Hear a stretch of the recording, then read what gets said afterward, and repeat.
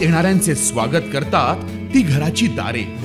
आपले घर, बंगला, ऑफिस, फार्म हाऊस यासाठी सुंदर डिझाईन केलेली jumbo French door, safety door आणि तीही 18 गेज GI सेक्शन मटेरियल वापरून आणि 80 मायक्रॉन पावडर कोटिंग केलेली, संपूर्णपणे मेंटेनन्स फ्री।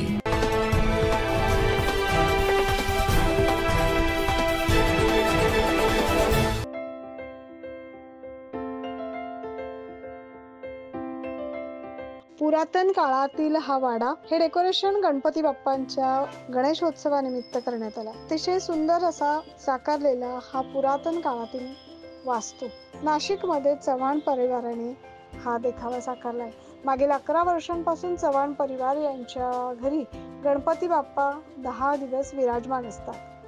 11 वर्षांपासून चव्हाण परिवाराने गणपती बाप्पाचे वेगवेगळे देखावे सादर करून सर्वांचंच लक्ष वेधलंय। यावर्षी देखील चव्हाण परिवाराने आपल्या राहत्या घरी पुरातन काळातील वाड्याचा देखावा साकारलाय आणि हा देखावा बघण्यासाठी कुटुंबीय, नातेवाईक येत असतात।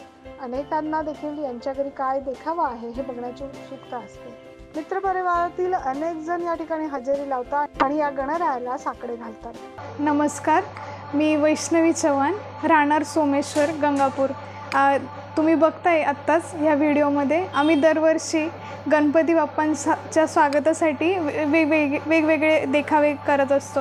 यावर्षी आम्ही ह्या वाड्याच्या थीमवर म्हणजे हा वाडा साकारला आहे। हा वाडा पूर्णपणे पुठ्ठ्यापासून बनवला आहे। इको फ्रेंडली गणपती डेकोरेशन करायचं या धर्तीवर आम्ही दरवर्षी डेकोरेशन करत असतो। ह्या तुम्ही बघत असाल, ह्या देखावा बघण्यासाठी आमचे मित्रपरिवार, आप्तेष्ट, नातेवाईक वेगवेगळ्या अगदी गावांकडनं सुद्धा भेट द्यायला येतात, आवर्जून येतात। गेल्या 11 वर्षापासून आपण हे देखावे करत आहोत। गेल्या वर्षी आपण केदारनाथ, त्याच्या आधी शनिवारवाडा, अशा आपण वेगवेगळ्या धार्मिक स्थळं म्हणा किंवा वेगवेगळे पर्यटन स्थळं ज्याचं आकर्षण आहे, पण हे देखावे साकारताना ते आपण टाकाऊपासून टिकाऊ किंवा ज्याही वस्तू वापरू त्याच्याने आपल्या पर्यावरणाला काही हानी होणार नाही याची आम्ही काळजी घेत असतो।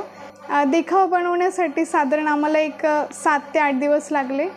या प्रसंगी आज आरतीनिमित्त पुरुषोत्तम चव्हाण, सरला चव्हाण, सूरज चव्हाण, सोनाली चव्हाण, धीरज चव्हाण, कोयल चव्हाण, वैष्णवी चव्हाण, आकाश चव्हाण तसेच लक्ष्मी, गौरी, शिवशंभो आणि चव्हाण परिवार तसेच नातेवाईक आणि मित्र परिवार मोठ्या संख्येने उपस्थित होते। 9 न्यूज महाराष्ट्रासाठी प्रतिनिधी अमर सोळंके।